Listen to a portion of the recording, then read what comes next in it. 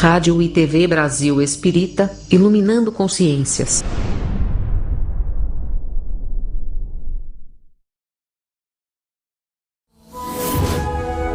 A rádio e a TV Brasil Espírita apresentam Caminhos de Autoiluminação. Apresentação: Liliana Faber.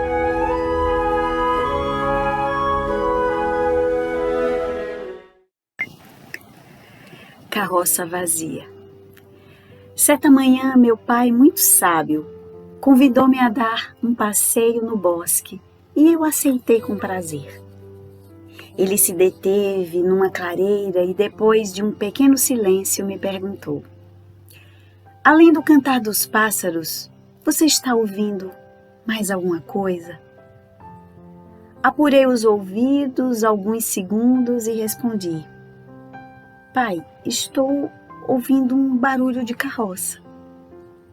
Isso mesmo, disse meu pai, é uma carroça vazia.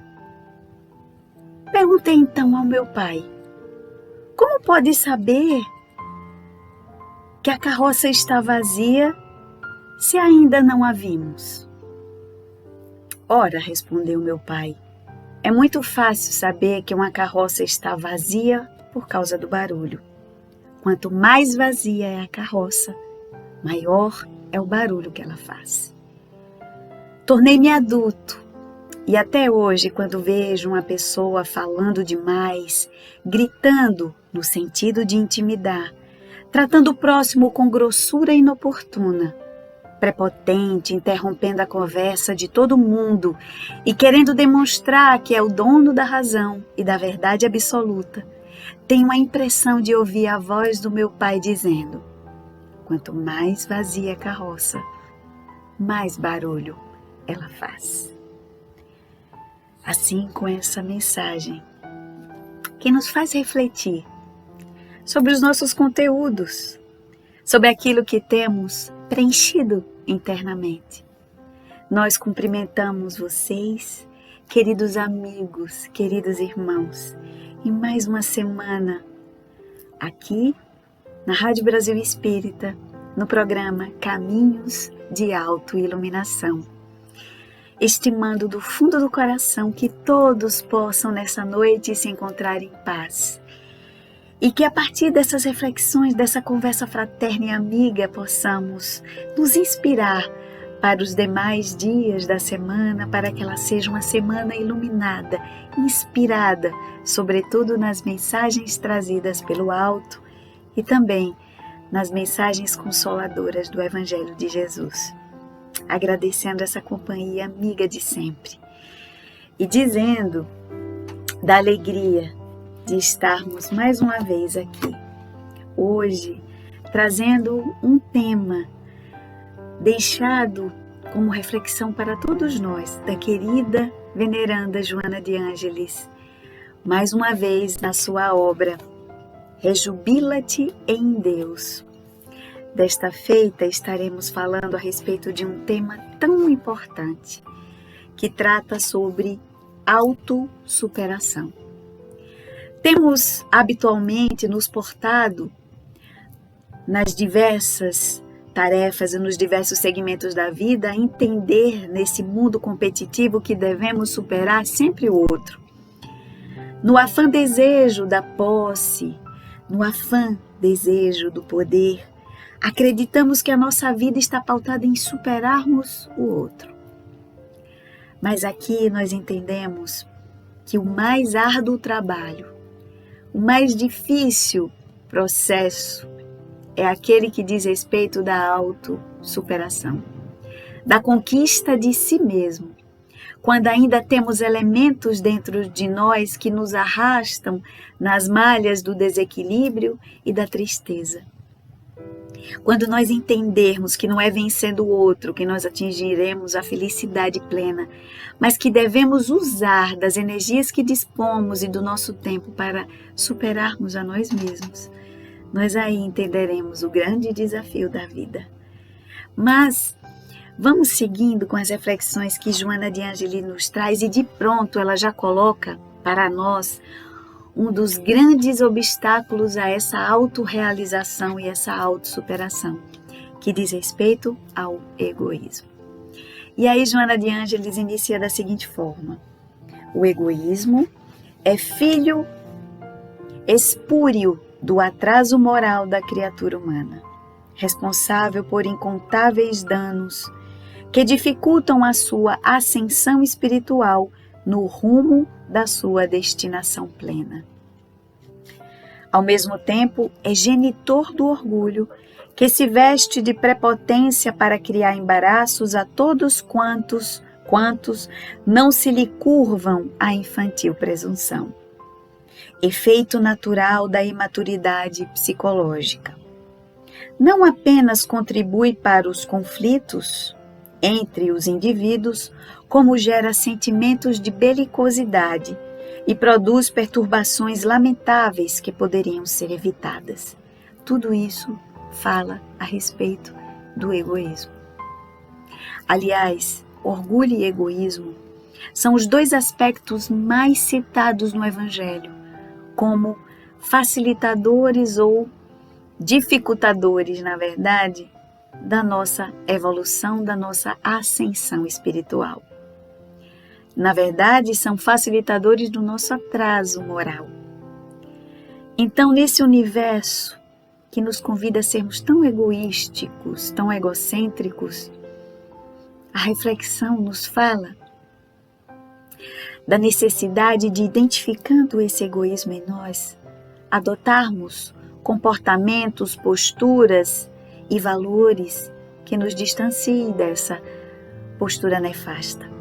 E aí ela segue. Ao mesmo tempo, é responsável pelo vírus do ciúme, que se conduz à revolta e torpedeia todas as florações da beleza e do bem, que não lhe dizem respeito e causam contínuo mal-estar. Instável porque é inseguro emocionalmente, favorece a intriga nos arraiais, onde predomina, amplia o quadro morboso dos relacionamentos doentios e perversos. Tudo a partir das bases instáveis do egoísmo. Quando o ser humano despertar realmente para a sua realidade de espírito imortal, que é esforçar-se-á com todo o empenho para diluir os miasmas doentios e autossuperar-se. A partir do entendimento de que nós somos esses espíritos imortais e que a nossa destinação é muito maior do que esses comezinhos problemas aos quais nós nos apegamos, ou esses brinquedinhos que o mundo nos oferece, na garantia ou na certeza de que seremos felizes apegados a eles, nós então teremos como ter elementos suficientes para trabalhar aquilo que ainda em nós precisa ser trabalhado e burilado, e aí nos conferirá essa autossuperação. E segue Joana. Quando o egoísmo domina a pessoa, embora seja portadora de bons propósitos, deixa-a sempre armada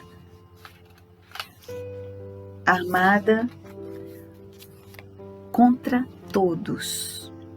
Considera os demais como inamistosos e os tem como competidores, adversários, vigias do seu comportamento, sofrendo e produzindo amarguras naqueles que lhe experimentam as tenazes do rancor. Olha que inquietação, que inquietude, quando nós adotamos o egoísmo para as nossas vidas. Achamos que o outro sempre está de prontidão para nos atacar, para nos vigiar, para observar-nos os passos. Então o gasto, o dispêndio de energia psíquica, de paz, em torno da manutenção desse comportamento tão infeliz. E ela diz, o egoísmo individual fomenta o de natureza coletiva. Abre espaço para as graves e infelizes condutas preconceituosas por considerar tudo quanto não é resultado do seu labor como de natureza inferior. Porque desconsidera as ações do outro, por não enxergar o outro, a não ser os seus próprios desejos. Ali proliferam as aversões às etnias, às religiões, partidos políticos, filosofias, comportamentos sexuais e tantos outros, responsáveis por calamidades morais inomináveis. Na raiz dos conflitos psicológicos, sempre estão unidos o egoísmo com a máscara que tem a disfarçá-lo e a culpa defluente da forma de viver e relacionar-se com as demais pessoas e com a vida. O ser humano, porém, avança, inevitavelmente, do instinto para a razão e dessa para a intuição, para a angelitude, o que significa sair da ignorância, da treva do obscurantismo, para a luz do conhecimento, para a conquista da sabedoria na qual se fundem o intelecto com o sentimento. O egoísta sabe justificar-se e estará sempre em cautela, equipado de argumentos que lhe escamoteiam as emoções vis. Acredita-se possuidor de direitos que não concede a seu próximo. Acredita-se portador de direitos que não concede a seu próximo. Ou seja, é um exímio defensor dos seus próprios direitos, em detrimento às necessidades e ao direito que o outro possa vir. Então, na maioria das vezes, aquele que ainda caminha sobre o roteiro do egoísmo, sempre vai achar que as suas vontades estão acima da vontade do outro. Mas seguindo, ela nos diz: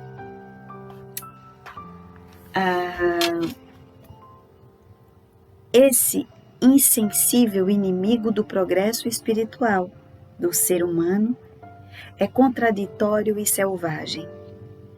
Ao ser identificado, porém, começa a perder o seu predomínio sobre a vítima.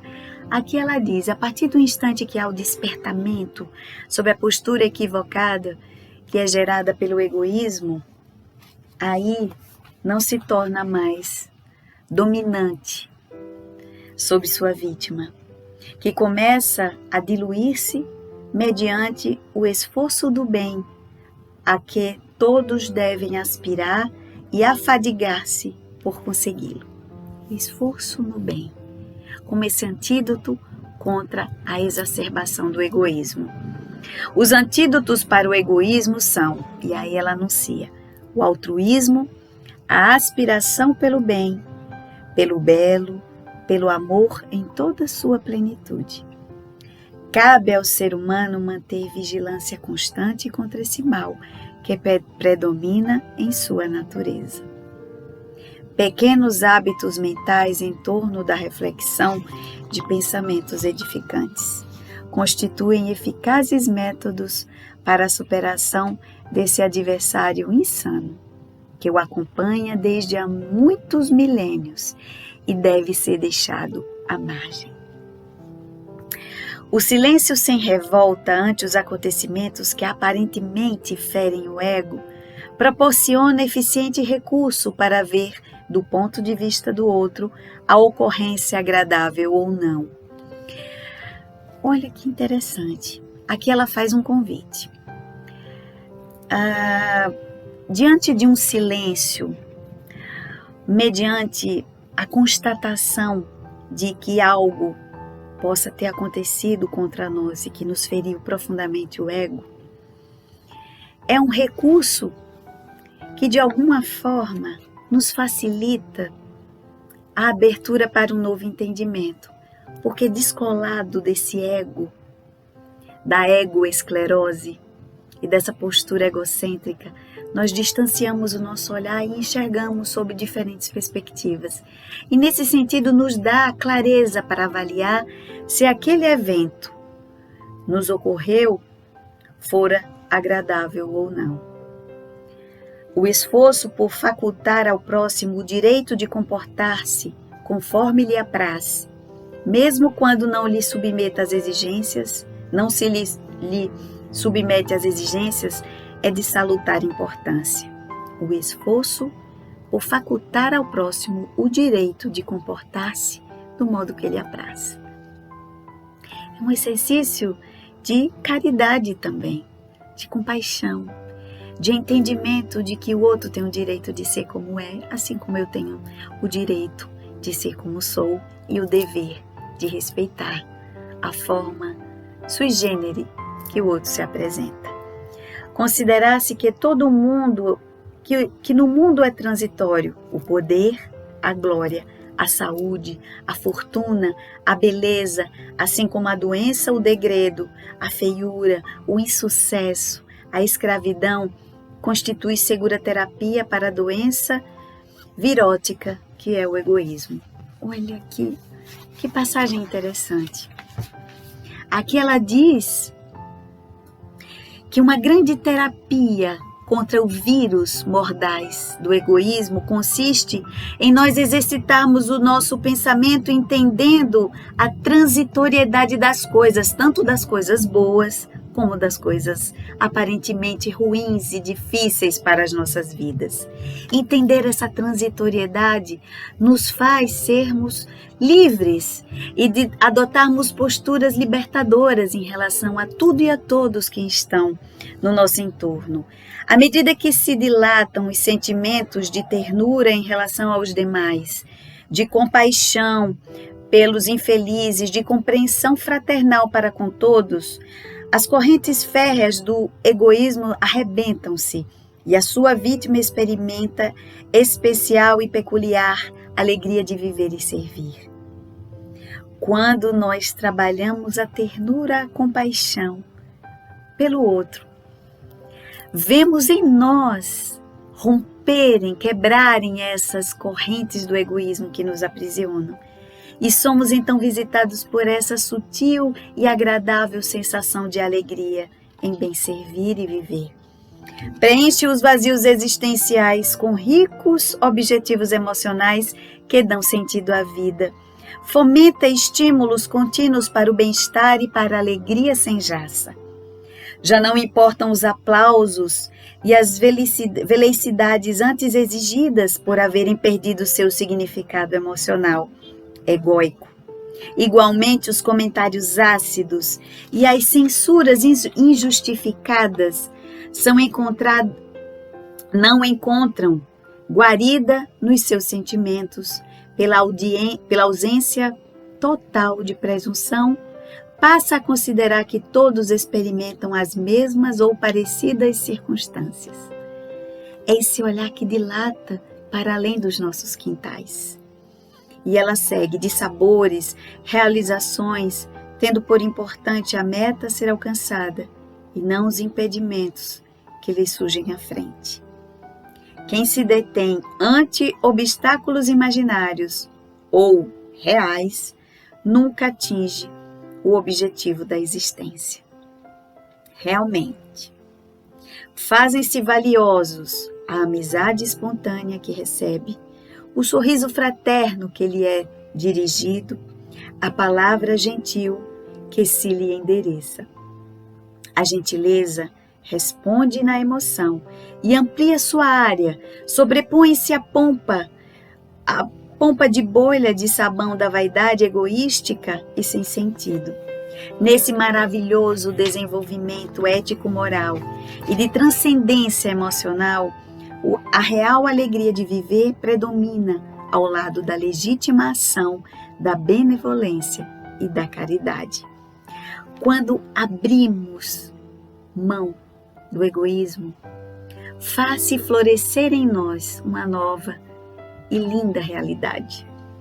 Aquela que nos faz expandir em amor, em benevolência e em caridade, fazendo-nos gigantes, inclusive diante da dor.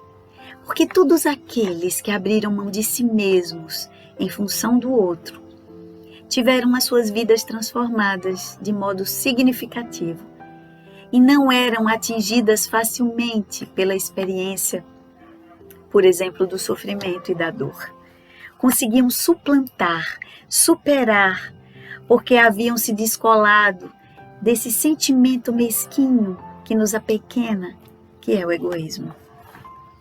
Encerrando, Joana de Ângeles nos diz: não des trégua a esse adversário da harmonia humana. Vigia as nascentes do coração e conseguirás impedir-lhe o surgimento ou a sua manutenção. Aqui ela faz esse convite para a autoobservação, para a autoanálise, para que assim possamos nos autossuperar. Observar esses pródromos do egoísmo nas nascentes do coração. Diante de determinados processos e fenômenos, quando somos envolvidos por um ímpeto de agir de determinada forma, pararmos para pensar.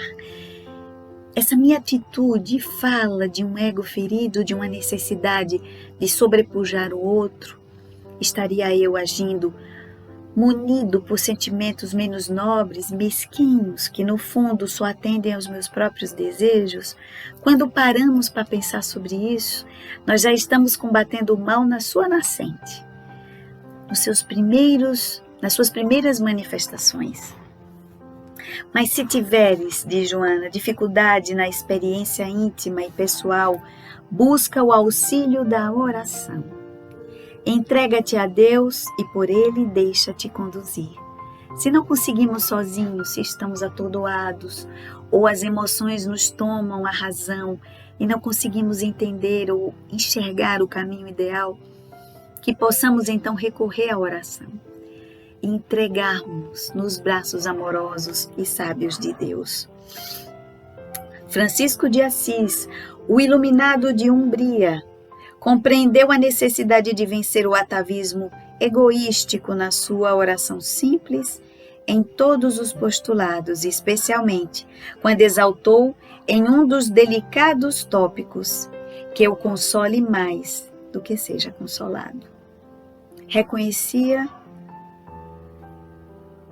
o cantar de Deus, que é servindo e renunciando a si mesmo, que se pode fruir de plenitude. Reconhecia o cantor de Deus, Francisco de Assis, que é servindo e renunciando a si mesmo, que pode fruir-se a plenitude.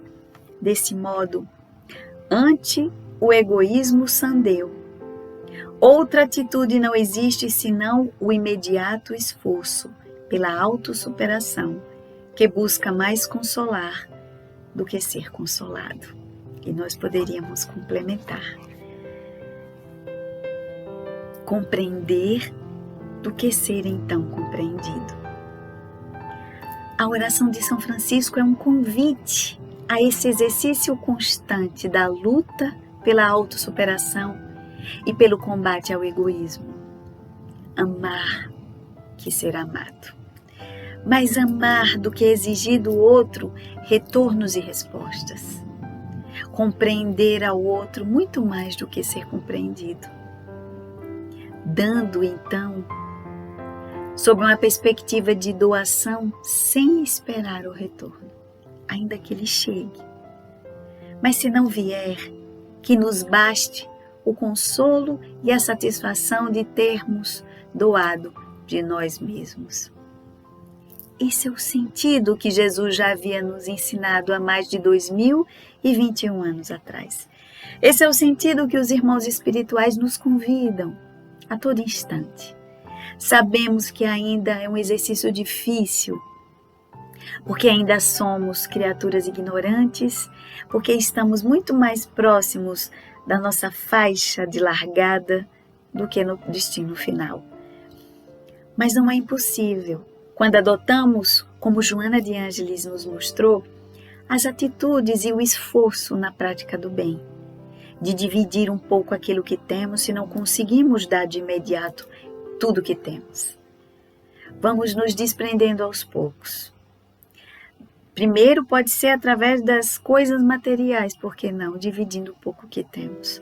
Para depois dividirmos daquilo que é mais complexo, que é aquilo que diz respeito ao que temos dentro de nós. A capacidade de perdoar, de escutar, de ceder às nossas posições para que o outro possa crescer. Doar de si mesmo como exercício contínuo e constante desse descolamento da egoesclerose, da egolatria, ao qual nós vivemos por tanto tempo impregnados e asfixiados. Porque assim entenderemos que nesse exercício de expansão do eu, que é contrário ao egoísmo, estaremos caminhando na rota definida pelo Cristo. E junto com Ele, os desafios são mais suportáveis e são superáveis. Que possamos não esmorecer, porque sabemos que são desafiadores, mas não são impossíveis de serem vencidos.